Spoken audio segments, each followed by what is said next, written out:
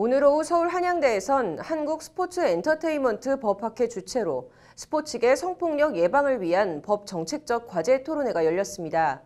만연한 스포츠계 성폭력, 왜 유독 스포츠계에 성폭력이 만연한 걸까요?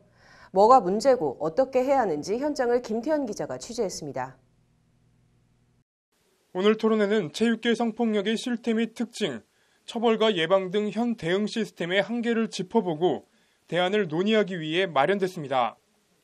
스포츠계에서 성폭력을 예방하기 위한 정책과 법제도, 나아가서 법 규범과 시스템이 제대로 작동되도록 하는 방안을 모색하는 것은 매우 시의적절하고 의미 있는. 토론회 참가자들은 먼저 스포츠계 성폭력이 여타 다른 성폭력과 두드러지게 차이가 나는 점으로 피해자의 적극적인 저항이 적다는 점을 지적했습니다. 단순히 엄격한 위계 수준을 넘어 코치나 지도자가 선수의 생사여탈권을 쥐고 있는 수준으로 심리적, 물리적으로 피해자를 장악하고 있기 때문입니다. 그렇지 않다면 유도 신유영 선수처럼 고등학생 시절부터 학교를 졸업한 뒤에도 유도를 그만두기 전까지 지속적으로 코치에게 성폭행을 당한 걸 설명하기 힘들다는 지적입니다. 심석희 선수 정도 되는 국가대표 간판 스타가 지속적으로 성폭행을 당한 것도 마찬가지입니다.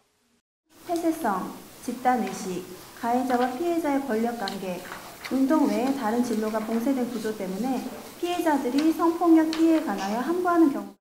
실제 성폭력 피해 시 대응 방법을 묻는 질문에 응답자의 19%가 소심하게 불만을 표시한다고 대답했고 아무런 대응을 못함이라는 답변도 18%나 됐습니다. 성폭력 피해자 10명 가운데 4명은 싫다는 의사조차 분명하게 표시하지 못하고 있는 겁니다. 피해 상담을 하지 않는 이유에 대해선 문제를 일으키고 싶지 않아서가 19%로 가장 많았고 선수 생활에 지장이 있을까 두려워서 17%, 협박 등 보복이 두려워서가 14%, 이야기해도 해결될 것 같지 않아서가 10%로 그 뒤를 이었습니다. 한마디로 얘기해봐야 해결되지도 않고 나만 더 피해를 볼 거라는 두려움에 아예 입을 닫아버리고 이런 구조가 2차, 3차 피해로 이어지고 있는 겁니다. 강간, 유사강간, 강제추행 등은 폭행 또는 협박을 수단으로 하지 않으면 안 됩니다. 하지만 체육계 성폭력은 폭행 또는 협박을 수단으로 하지 않고 가해자와 피해자의 권력관계나 이렇게 외형적으로 저항이 없다는 점은 강간죄 성립을 불분명하게 해 스포츠계 성폭력 문제 해결을 더 어렵게 만들고 있는 주요 요인 가운데 하나입니다. 이에 대한 대안으로는 업무상 위력에 의한 간음죄를 폭넓게 적극 적용하고 처벌 수위를 강화하는 방안과 궁극적으로는 비동의 간음죄 신설 방안이 제시됐습니다. 아울러 정례적인 성폭력 피해 조사와 예방교육, 국민체육진흥법 등의 개정을 통해 성범죄자에 대한 지도자 자격 박탈 같은 체육계 퇴출 등의 방안도 함께 논의됐습니다.